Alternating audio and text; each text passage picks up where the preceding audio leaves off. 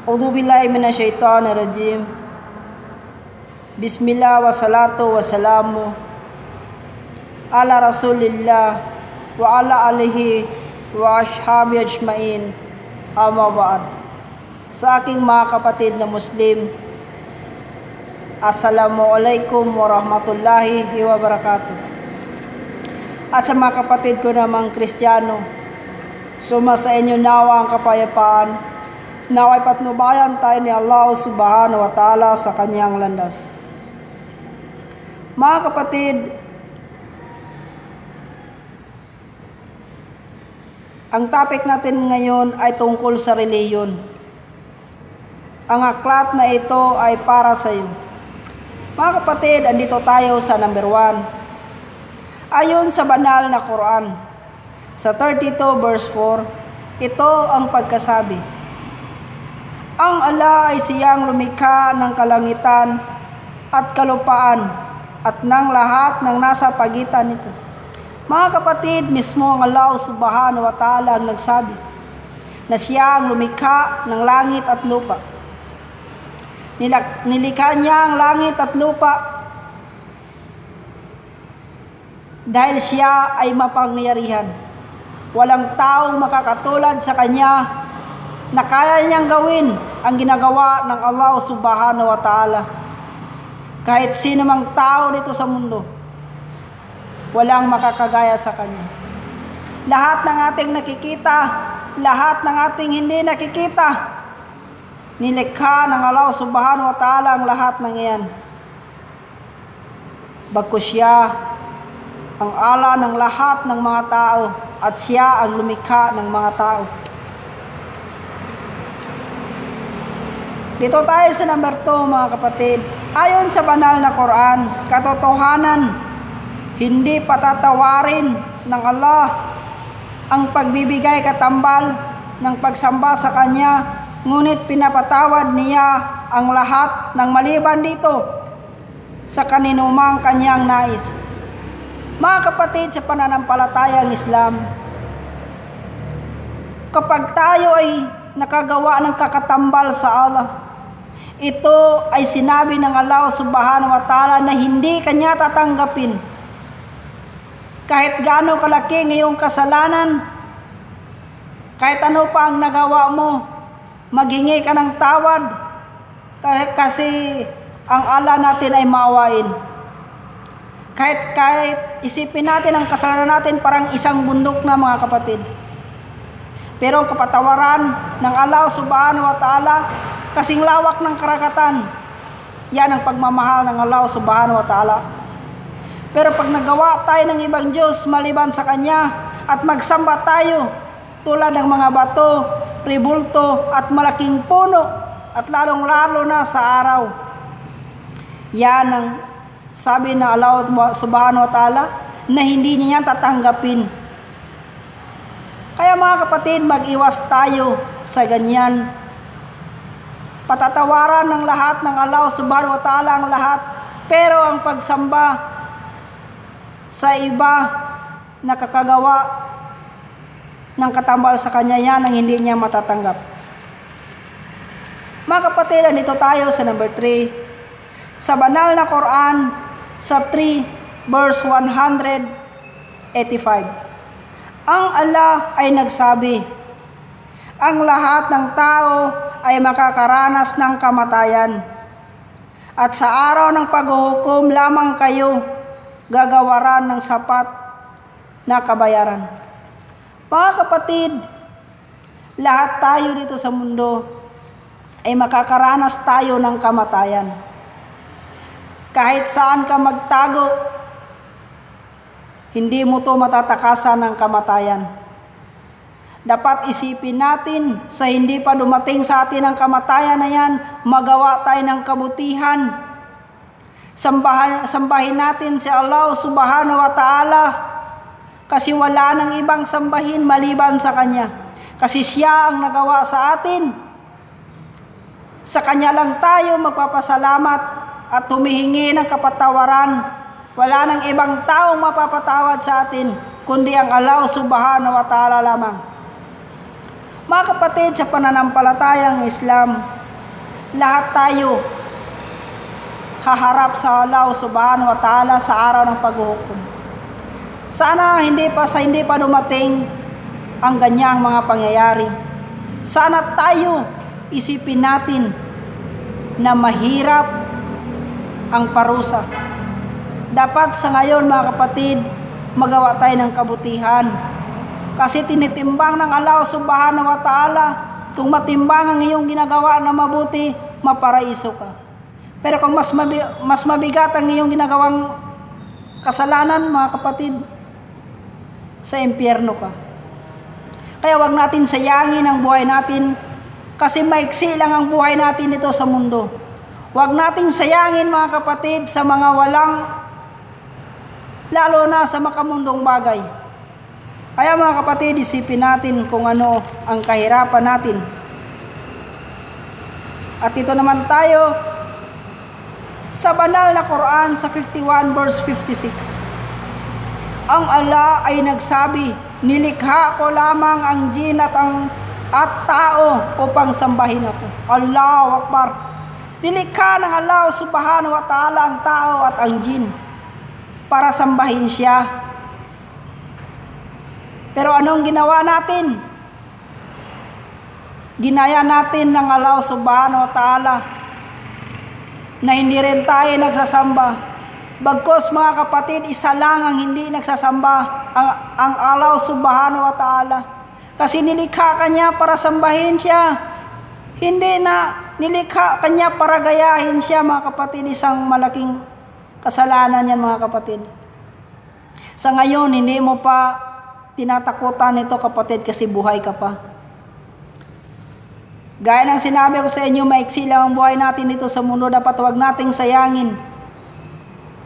Ngayon, masaya ka pa kasi buhay ka pa. Masaya ka pa sa ngayon kasi marami ka pang pera, ganun. Pero pag patay ka na, kapatid, huhugutin ni mo malakalmaut ang iyong kaluluwa. Lalo na pag hindi ka mananampalataya sa ating libingan, nakakaranas na tayo ng mga parusa, mga kapatid. Sana isipin natin, ang hirap talaga. Mga kapatid, andito tayo sa banal na Quran sa 3 verse 19. Ang Allah ay nagsabi, katotohanan ang pananampalataya sa paningin ng Allah ay ang Islam. Allahu Akbar. Pagsunod, pagsuko at pagtalima sa Kanya, ginawang ganap ang tulong sa inyo at pinili ang Islam bilang inyong relihiyon. Allahu Akbar. Mismo ang Allah subhanahu wa ta'ala ang nagpili sa ating relihiyon. Isipin natin, mga kapatid, imposible malito pa tayo at maghanap pa tayo ng ibang relihiyon. Mismo ang tagapaglikha ang nagsabi, pinili ko ang relihiyon Islam para sa inyo. Allahu Akbar. Dapat isipin natin ang ganda ng mahal tayo ng Allah subhanahu wa ta'ala. Siya mismo ang nagpili ng relihiyon. Subalit anong ginawa mo? Muslim ka kasi ang sabi ng Allah, kahit Muslim ka, kapag hindi mo nasunod ang sabi ng Allah dito, na pagsunod, pagsuko at pagtalima, kapag hindi mo yan magawa, kapatid, at pag hindi ka rin nagsasala, wala. Muslim ka lang sa pangalan mo, kapatid. Kasi ang tunay na Muslim, sumusuko, tumatalima sa utos ng Allah subhanahu wa ta'ala. Mga kapatid, wag nating isipin na hanggang dito lang tayo sa mundo. Isipin natin ang sa kabilang buhay. Kung dito sa mundo, naghihirap tayo, araw-araw nagtatrabaho, halos magkasakit at mamatay tayo sa paghanap buhay natin. Hindi man tayo mayaman dito sa mundo, itaguyod mo yung 5 sala, mga kapatid. Bagkus doon kaya yaman sa kabilang buhay. Sa kabilang buhay, hindi ka na magising ng umaga para magtrabaho, maghanap buhay. Bagkus doon sa paraiso, wala ka nang hahanapin. Lahat ando na. Makamit lang natin yan, mga kapatid, kapag tayo ay mananampalataya ng totoo sa Allah Subhanahu wa Ta'ala. Lahat tayo, minahal tayo ng Allah Subhanahu wa Ta'ala. Alam natin na hindi tayo perpekto. Tao tayo, nagkakamali. Pero isipin din natin na hindi habang buhay andito tayo sa mundo. Ang isipin natin ang sa kabilang buhay. Mga kapatid, andito tayo, nasasaad din sa banal na Quran sa 3 verse 85. Sino man ang nagnanais ng ibang relihiyon maliban sa Islam, pagsunod, pagsuko at pagtalima sa Allah, kalanmay hindi ito tatanggapin sa Kanya. Allahu Akbar. At kung sinong magawa ng ibang relihiyon maliban sa Islam, ito ay hindi tatanggapin ng Allah Subhanahu wa Ta'ala. Tandaan natin, mga kapatid, mahal tayo ng Allah. Ang sabi ng Allah, binaba ko ang relihiyon, ang katanggap-tanggap ang Islam. Sana isipin natin, mga kapatid, kapag tayo pa ay gumawa ng ibang relihiyon maliban sa Islam, ano na lang, mga kapatid, wala na. Kasi ang impyerno, mga kapatid, ang ipanggatong hindi kahoy, bagkus ang ipanggatong doon mga tao at mga bato.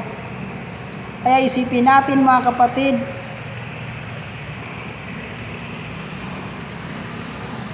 na wag na tayong maghanap ng ibang relihiyon. Mismo ang Allah Subhanahu wa Ta'ala ang nagsabi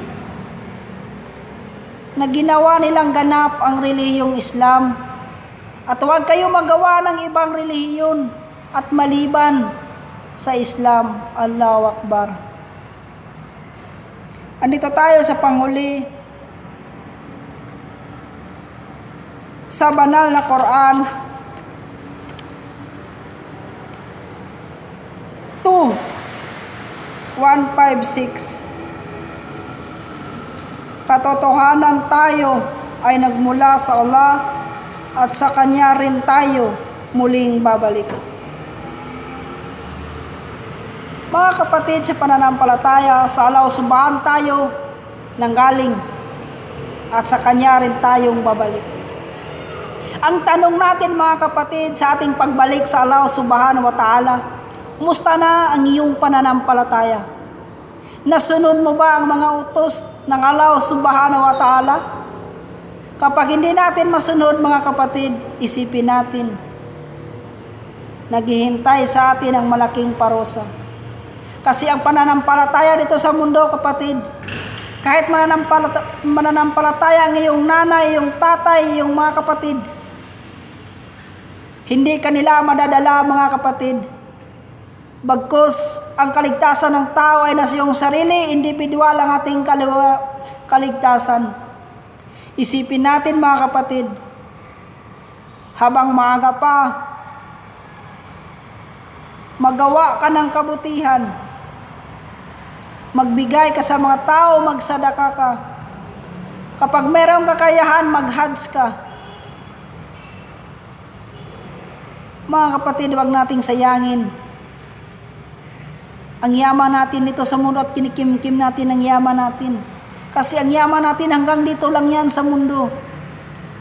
Ang isipin natin ang kabilang buhay. Lahat tayo mamamatay, bubuhayin muli. At doon na ang sinasabi lang na araw na of judgment. Araw ng paghuhukom, mga kapatid. Lahat ng mga ginagawa nating masama, lihiman o hayag, hindi yan palalagpasan ng Allah Subhanahu wa Ta'ala. Lahat tayo haharap sa Kanya. At hinanda ng Allah Subhanahu wa Ta'ala ang malaking impyerno para sa taong hindi mananampalataya. Kaya isipin natin at hilingin natin na sana hindi tayo mapabilang doon sa itatapon sa impyerno. Mga kapatid, sa pananampalatayang Islam, huwag na tayong mag-alinlangan pa. Kasi mismo ang Allah subhanahu wa ta'ala binaba ko ang relihiyon ay ang katanggap-tanggap ay ang Islam. At kung sino pang gumawa ng relihiyon na hindi Islam, ay hindi tatanggapin ng Allah subhanahu wa ta'ala. Ganyan tayo kamahal ng ating Allah subhanahu wa ta'ala. Sana isipin natin, habang buhay pa tayo, hindi lahat ng pagkakataon maging okay tayo.